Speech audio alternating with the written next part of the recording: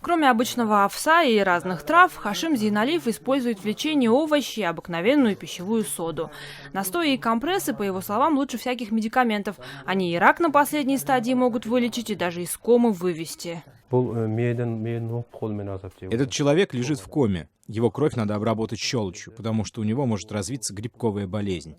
Кроме того, в его мозге накопилась жидкость. Мы будем выводить ее через нос. В его импровизированной больнице, рассказывает знахарь, выздоравливают почти 80% пациентов. Правда, многие из них потом снова возвращаются. Ей было необходимо провести шунтирование сердца. Однако после нашего лечения необходимость в этом отпала. Потом, после лечения, она пришла сюда снова с другой проблемой. У нее обнаружили лимфому. Мы сейчас это полностью вылечили. Вылечили даже опухоль в кишечнике. Стерилизации инструментов и одноразовых перчаток лекарь не признает. Операции делать без анестезии. В традиционной медицине Зейналиев разочаровался еще в молодости, когда трижды провалил экзамен в мединститут. После этого дипломированный химик разработал собственный метод лечения рака. Мы оказываем прямое воздействие на зону распространения рака. Например, этой женщине делаем уколы в матку.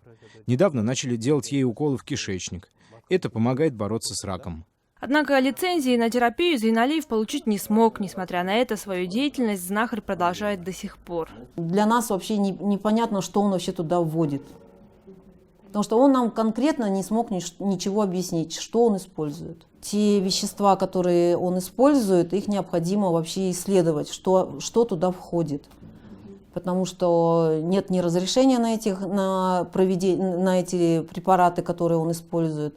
Они не проходили никакой специальной обработки, они не выпускаются не обычным, а заводским способом. Летом этого года умерла женщина, которой Зейналиев ампутировал грудь. В клинику вызвали скорую, но было уже поздно. Из-за отказа родных покойной подавать заявление уголовное дело на владельца лечебницы закрыли.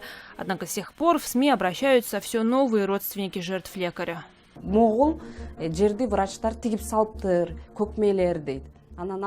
Врачи зашили вот это место, идиоты, так он сказал. Я спросила, какое место, а он как врач даже не смог ответить, как именно называется этот участок. Левая часть трубы, правая часть.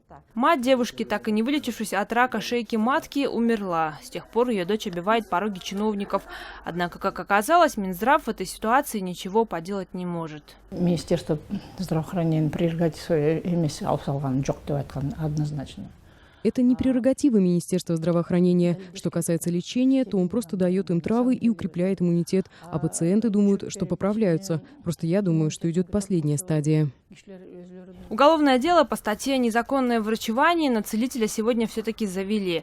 Однако закрыть клинику власти пока не могут, и в лечебницу в одном из жилмассивов Бишкека продолжают приходить все новые пациенты.